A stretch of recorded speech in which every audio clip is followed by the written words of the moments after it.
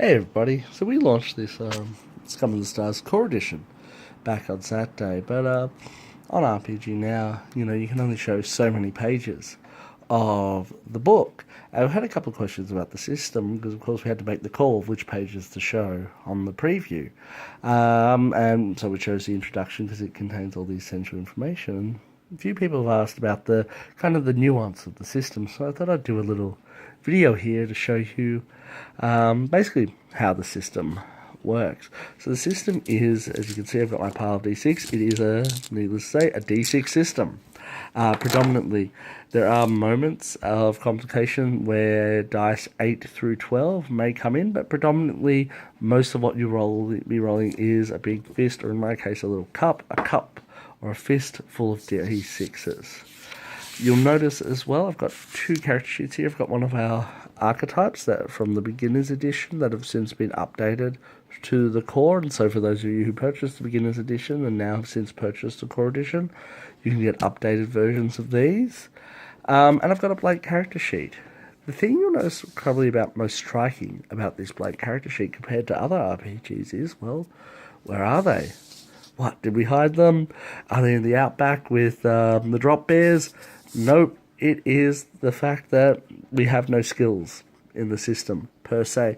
We have a talent called Skilled that basically does a similar function to skills in other RPGs, but there are no skills, per se, in the game. Instead, you've got these four broad traits. You've got Arcana, that's your baseline psychic ability, Intuition, your smarts and book learning, Shatter, your physical ability, and Vitality, your health and well-being.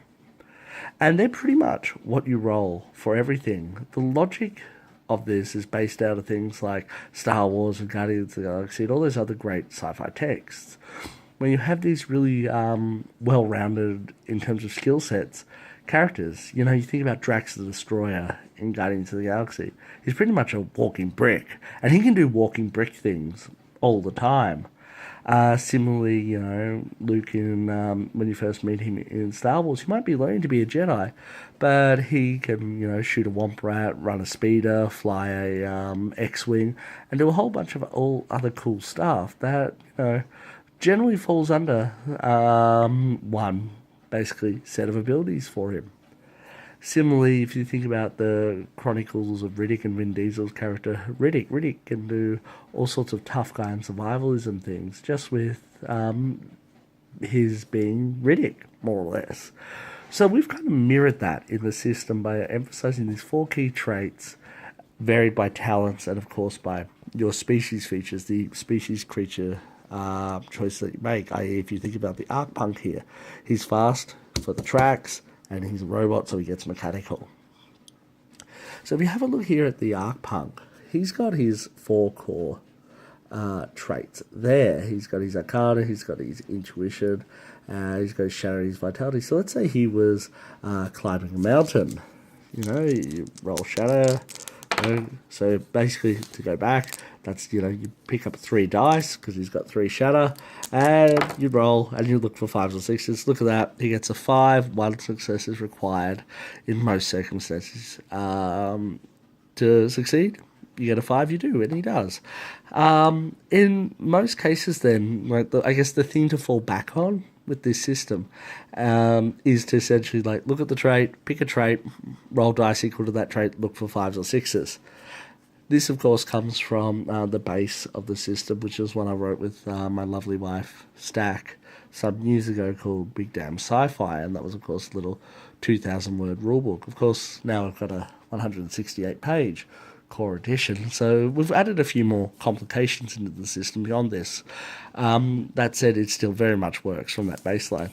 Let's say, for instance, and I'll see if I can get it. I do. Let's say, the Arc Punk there gets a 6. Well, 6 means you get to roll an extra dice. That's a 1.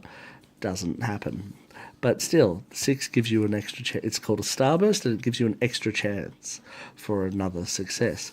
Let's say, however, our player rolled a 5 and 2 1s. Generally, a 1 is a bit of a major mistake. And on its own, someone who's practiced at doing something, that major mistake can be compensated for. But you throw enough of them in there, and something bad's going to happen. In the case of, say, we use our climbing example, climbing a mountain, maybe part of the mountain falls away. Maybe there's some other bad guys waiting up there at the top of the mountain ready to shoot down. Whatever it is, this means that something, that A, the roll's failed, and B, something really bad has happened. And it's up to the Game Master to decide what that is. The Game Master can do a wide number of things there. The only thing the Game Master can't really do with ones is turn them straight into wounds. You can't use them to directly injure a player. They're meant to be a narrative thing. That moment in Star Wars, and specifically inspired by that moment in Star Wars, where Han runs around the corner chasing the troopers and then runs back because there was far too many behind there. That's Han rolling a whole bunch of ones, and in this case, then it might mean that he gets to the top of the mountain, the Arcpunk gets to the top of the mountain, and there's a couple of bad guys waiting there for him, or some other similar circumstance. The other piece of complication there that we added on are things like equipment. You'll notice there that the Arcpunk has a blaster pistol. That's worth a +3. So that adds directly onto his trait, in this case, intuition for shooting. So he gets, when he goes to take a shot, 3 dice for his intuition and 3 more for, I'll use the case of color coherency, 3 more for the blaster pistol, and then you just essentially pick those up, roll them, again, look for 5s and 6s, okay, we got a 1, go for another one, alright, in this case, because it was on a reroll, on a starburst, the 1 doesn't count as a 1, it just automatically converts to a 2, goes to the side, whatever. So you see there, 1 success on the shooting. Essentially, again, that's what it is. But yeah, so that's our system. That's really, the only other thing to talk about would be multitasking, and that's simply a case of going for, normally, as I said before, you only really need 1 success to pass. If you're multitasking for each additional task, you need 2, essentially, and if you get only 1, say you're doing 2 things, say he's jumping out of a window while attempting to catch a football, space football, why not? If you only get 1 success, the Game Master gets to decide which one succeeds, the jumping or the catching. So, yeah, that's our system.